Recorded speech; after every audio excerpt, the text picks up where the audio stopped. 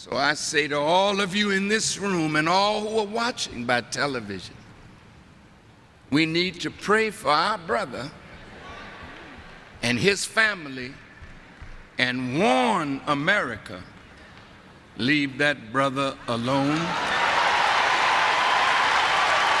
What happens when a long-standing voice of black empowerment connects the fight for reparations to a rising African revolutionary? And in today's video, I'm diving into these clips of Minister Louis Farrakhan and a recent message that is sending chills to the white people. He talked about Ibrahim Traore telling the whites of the US to leave this brother alone. He talked about reparations of what black people, Africans, have been going through in the hands of the white people. And that's what I'm going to talk about it today in this video.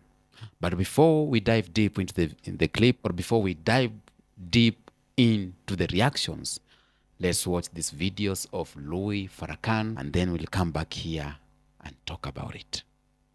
President of the United States, I suggest to you that the people that looked at him and saw his brilliance, saw that that brilliance could be used for a purpose that was not our agenda. Now, I'm closing now. The people that chose him know the time that we are living at the end of America's rule as a great power in the world. So I say to all of you in this room and all who are watching by television, we need to pray for our brother and his family and warn America, leave that brother alone.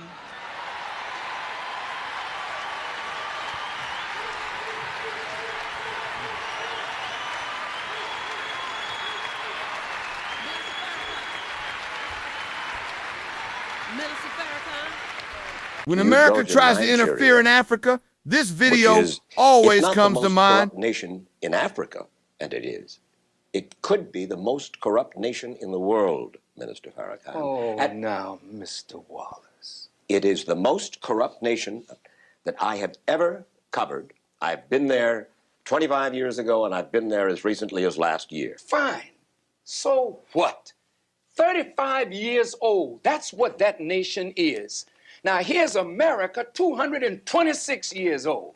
You love democracy, but there in Africa, you're trying to force these people into a system of government that you just have accepted.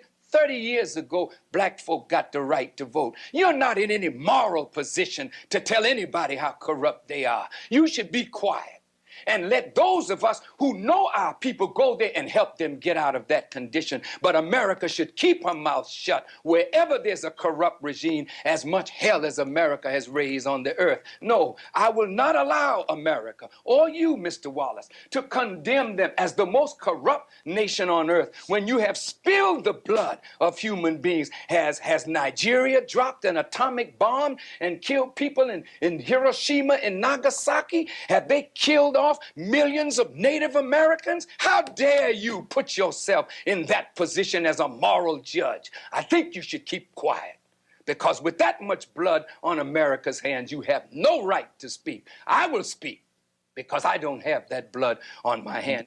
Yes, there's corruption there. Yes, there's mismanagement of resources. Yes, there is abuse. There's abuse in every nation on earth, including this one. So let's not play holy to moralize on them. Let's help them. I'm not moralizing. I'm asking a question, and I got an answer. Why would you put it as the most corrupt regime in the world? That doesn't make sense. Can you think of one more corrupt? Yeah, I'm living in one. I'm living in one. Yes, you've done a hell of a thing on this earth, so you should not be the one to talk. You should be quiet when it comes to moral condemnation, in my judgment. I'd like to read to the public Brother Gaddafi's last will and testament that came out sometime yesterday. As you know, Brother Muammar Gaddafi was offered asylum in other countries. he refused to leave Libya. And as you know, he said he would be martyred in Libya. This is where he lived, this is where he would fight, and this is where he would die. So I'd like to read this will, and I want you to listen carefully to his words. He said, "This is my will. I, Muhammad bin Mudabir bin Muhammad bin Abdussalam bin Humaid bin Abu Manya bin Humaid bin Nail al-Fusi Gaddafi, do swear that there is no God but Allah, and that Muhammad is his messenger, peace be upon him. I pledge that I will die as a Muslim." This was written on the 17th of October. He said, "Should I be killed, I would like to be buried according to Muslim rituals in the clothes I was wearing at the time of my death, but with my body unwashed in the cemetery of Sirte next to my family and relatives. I would like that my family, especially the women and children, to be treated well after my death. The Libyan people should protect its identity, achievements, history, and the honorable image of its ancestors and heroes. The Libyan people should not relinquish the sacrifices of the free and best people. I call on my supporters to continue the resistance and fight any foreign aggressor against Libya today, tomorrow, and always. Let the free people of the world know that I could have sold out our cause in return for a secure and stable personal life. I received many offers to this effect, but chose to be at the vanguard of the confrontation as a badge of duty and honor.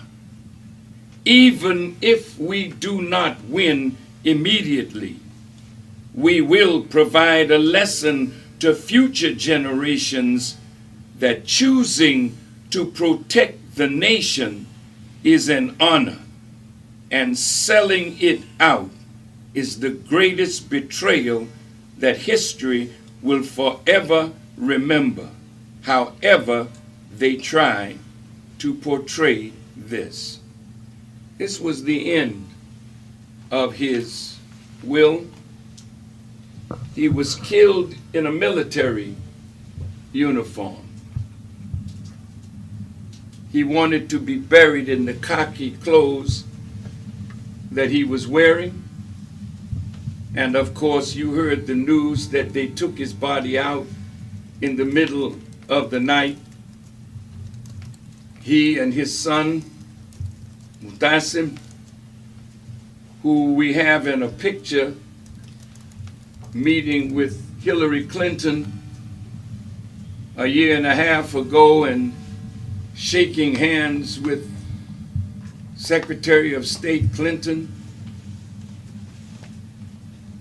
which should show the world that shaking hands with your enemy and receiving a pat on the back from your enemy should never lull you to sleep that the enemy has changed.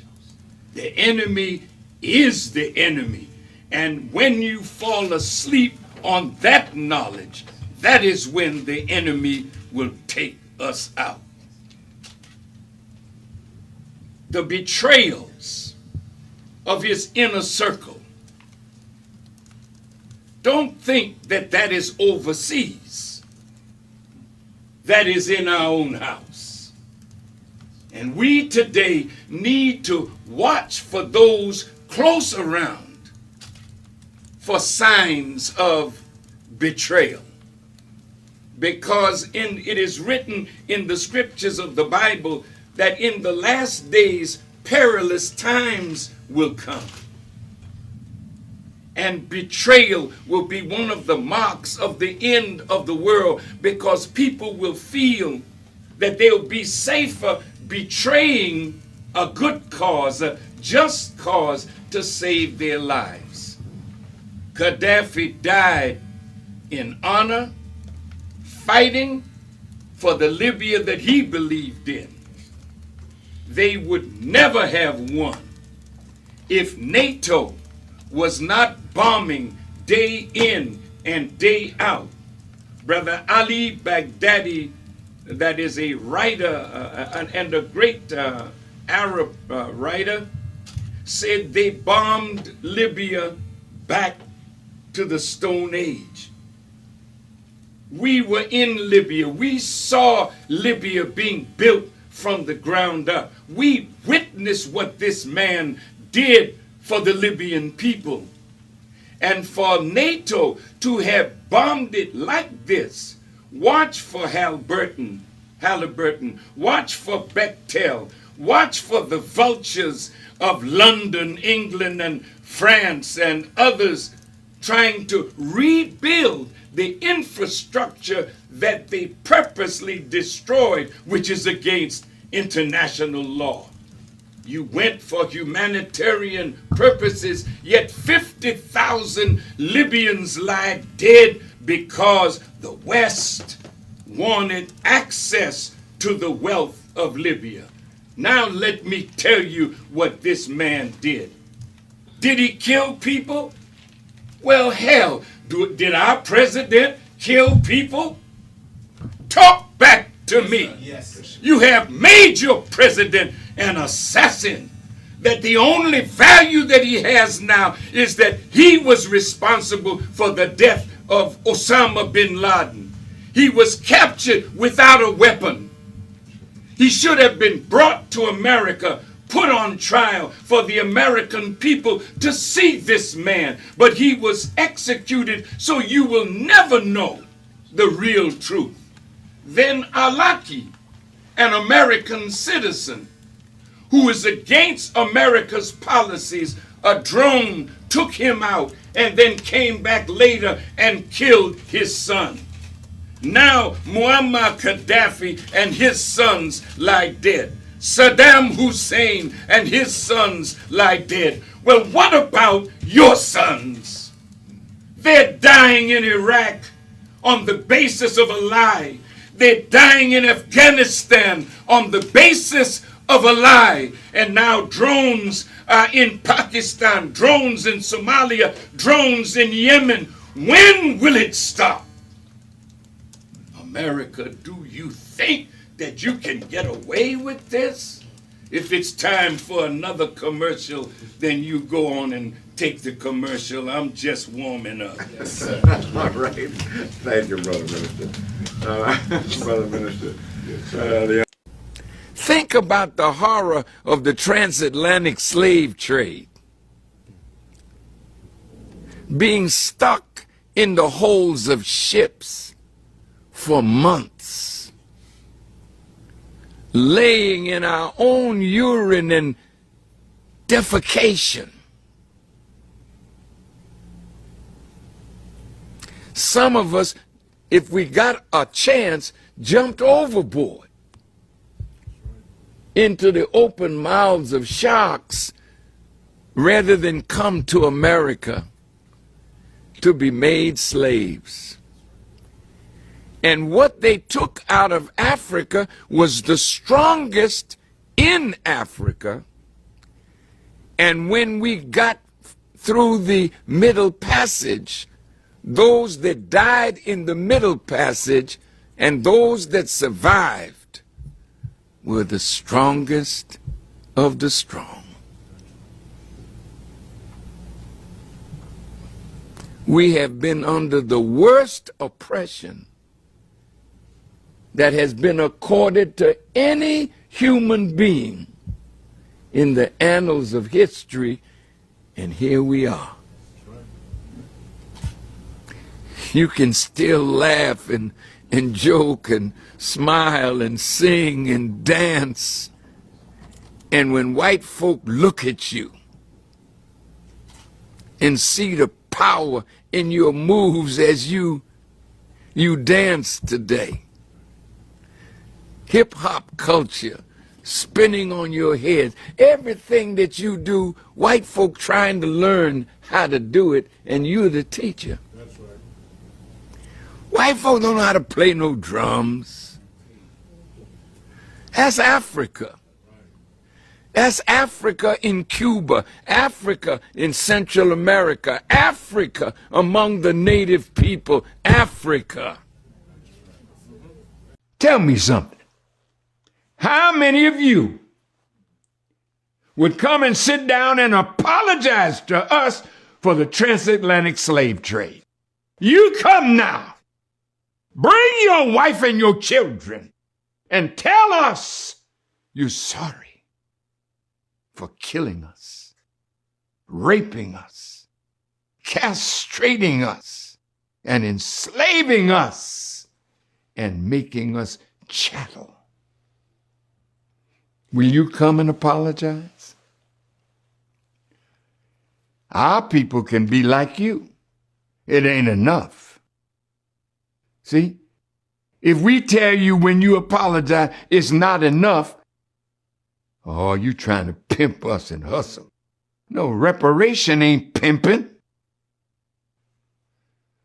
Reparation is what we deserve for the pain and anguish that you have caused us to suffer. No. But you won't do that. You won't do justice by us. That's why judgment is on you now. That's why you can't live a day without another calamity, and they're not going to stop. It's going to get harder and harder because the God of justice has claimed us, Kyrie and Ye, and Durant, and Barkley, and Shaq. We belong to God, not you. Don't try to use us against each other. If they want to talk to any of you, we'll go with you. You bring your rabbis. You bring your scholars. And I told him, when we look at our book that we wrote, we only quoted your scholars, your historians, your rabbis. So when they asked me to condemn our book, I said, oh, if it's all lies, I certainly will condemn it.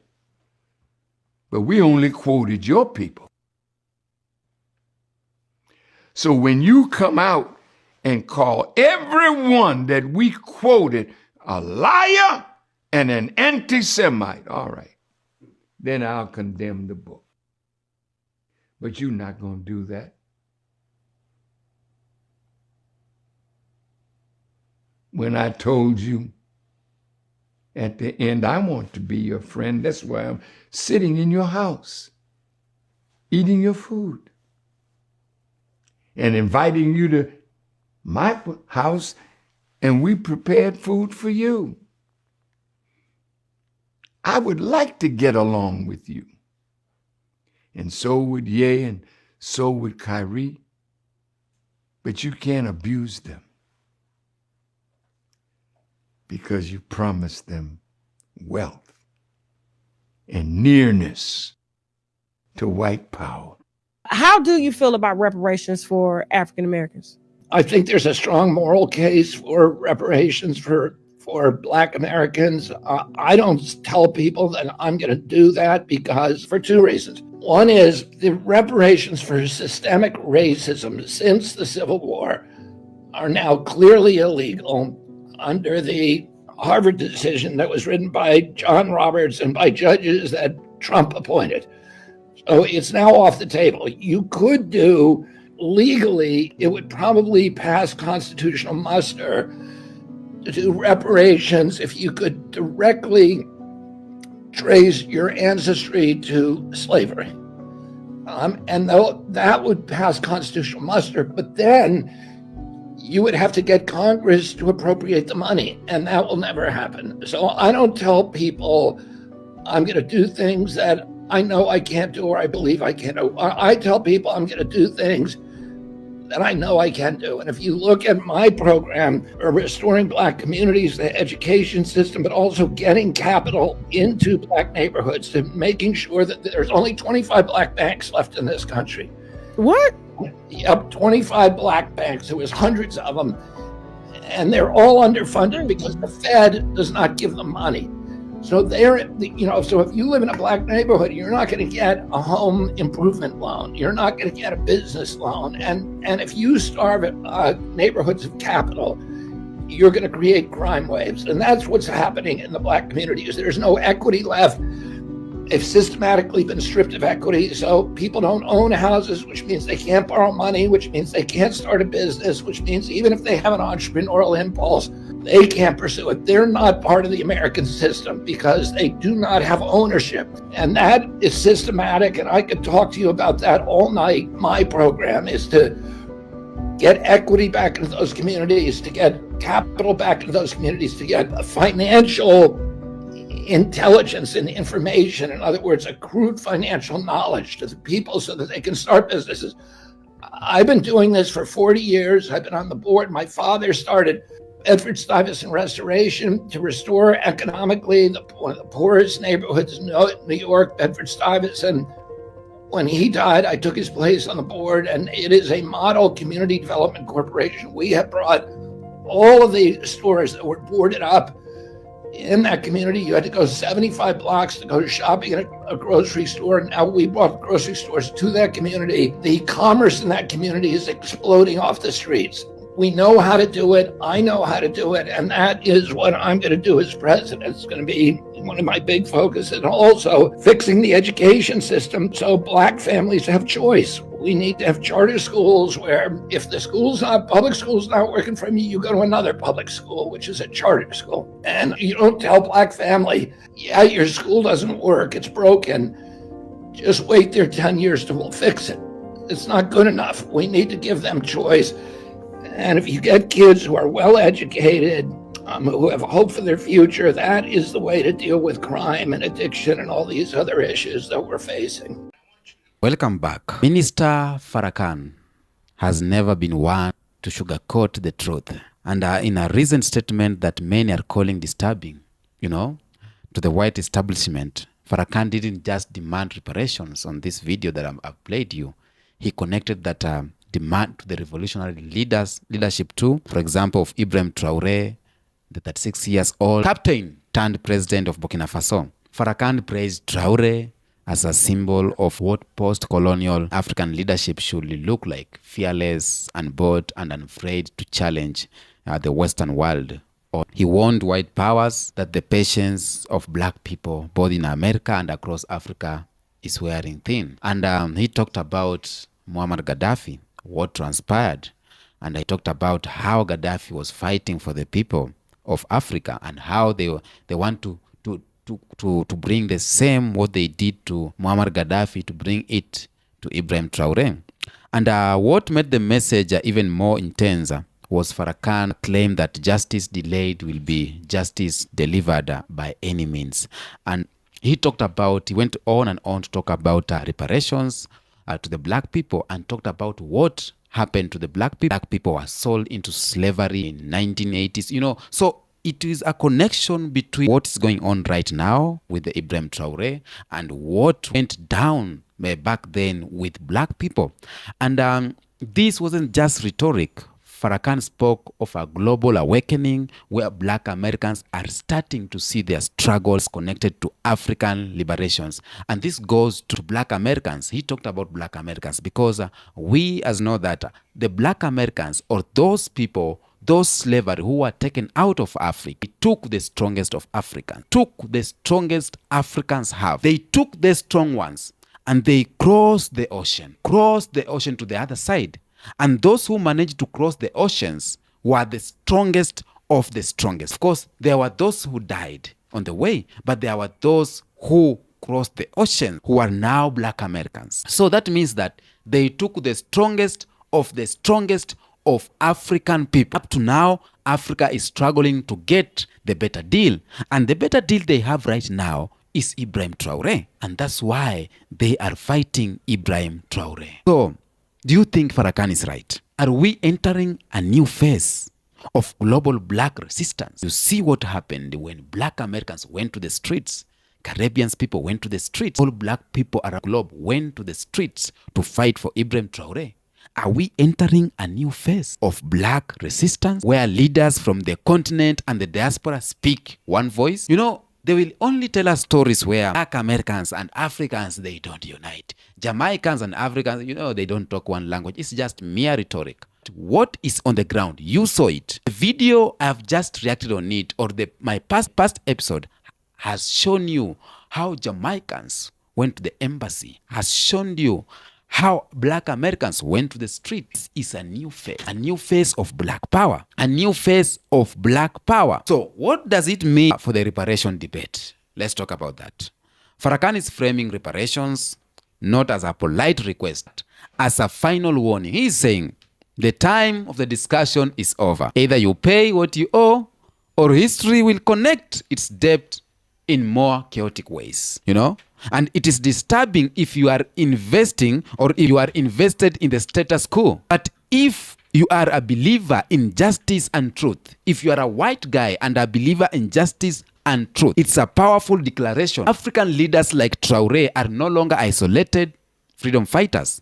They are becoming lightning rods in the global black unity. And I'm happy to see that the leaders, black American leaders, are trying to connect with the African leaders. And black people, particularly African Americans, are often considered deserving of reparation due to the centuries of systematic oppression. When we talk about centuries of systematic oppression, we mean about the slavery in the 1619 in 1865. We mean about the post-emancipation exploitation in 1865, 1900s. We mean about the Jim Crow law segregation in 1877 to 1965, which affected South Africans. Up to now, South Africans are still fighting to have their own country because the country is owned by the white people. We still have Orania in South Africa, white-owned towns. What does that mean? That means that South Africa is still under the influence of white, still under the, the segregation, under the and the segregation denied black people equal access to education, housing, jobs, and public services. And you see up to now, South Africa, a lot of black South Africans do not own lands. Lands are still owned by white South Africans. So you can tell how this affected black people at large. So asking for reparation is one of the best things. Redlining and housing discrimination. In 20th century, federal policies and banks excluded black families from home ownership opportunities. And one of the best things of a man is to own a land, own a home. That's one of the best things as a man. Own a home, be a home ownership. And by denying you being home ownership is preventing you from accumulating wealth. For example, let's talk something here. If you have a land, you can rear chicken, kettles, etc., etc. You can be a businessman. You can build a house. You can build rentals. But if they deny you access to lands, that means they deny you access to own properties. And it was a long con. We have mass incarceration and police brutality happening to black people. We have health disparities. So there is a lot of things that black people have gone through, and that's why we are asking for reparation. And one of the things I said in one of my videos, I said the best reparation Africans can have is for the white powers or for the Western powers to leave Africa alone. For example, leave Ibrahim Traore alone. Let's see what Traore is capable of. Don't interact. Don't disturb. That's one of the best reparation, you see? So the economic inequalities we are having as African countries and black people is because of a generation of exclusion from wealth building tools like land, education, and fair wages. And this has left black communities at a significant disadvantage compared to white counterparts. And that's why we go on asking for reparation. So reparations are as a way to acknowledge this history, provide restitution, and attempt to close the racial wealth gap between the white and the black. But they cannot allow this. They can't. So it's fair to say that let's support Ibrahim Traore, as Farrakhan has said, and beyond. This is one of the reparations we have. Leaving Traore alone is one of the reparations. Reparations is not all about monetary. It's about trying to figure out how we can, bring this wealth gap, how we can reduce it. So this video from Louis Farrakhan is one of the best. And as I said, he never sugarcoats the truth. He always struck the truth, And when you talk about Muammar Gaddafi, they killed Muammar Gaddafi because he wanted the best for the Africans. And there's a video where one said they use Barack Obama, they use these black leaders, now they are using Langley. They will always use black people to divide black people. They will always use black person to finish a black person. We are our own enemies. I don't know why, but time is changing. Time is really changing very fast.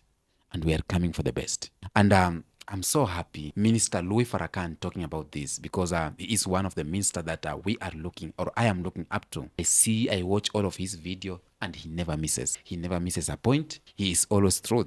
And he is scary. They fear Louis Farrakhan in the minister. When you talk about reparation, there's a video here I have played where White saying that he doesn't believe in reparation, because the people who were accused, they are no longer here, no more. The accusee and the accuser, all of them have gone, And they will say this: your grandparents are not here and my grandparents are not here. So why do we go on that way? But you are still enjoying what your great ancestors did. You are still enjoying the benefit of your ancestors. You are still enjoying the fruits of Jim Crow law. You are still enjoying the fruits of colonization and slavery. You are still enjoying the fruits of what you did to the black people. So, if you truly saying that reparation is not a must, then give back what you have to the people where it's due. Give the lands where it's supposed to be. Give the lands back to the black people. Give the system back to the black people, because you are still enjoying the white privilege and the everything. So if you come here and tell me that your ancestors are not there, you are not the one who broke a leg, I'm not the one who broke your leg, what are you telling me, man? It's because you are talking but enjoying the wealth that you got from that situation. You are talking but enjoying the favor you got from that situation. You are talking but still enjoying the education and health benefit that you got from there. You are talking and still you are living off our back of black people. So tell me what you think on the comment section of that video. Let's say until next episode, peace out.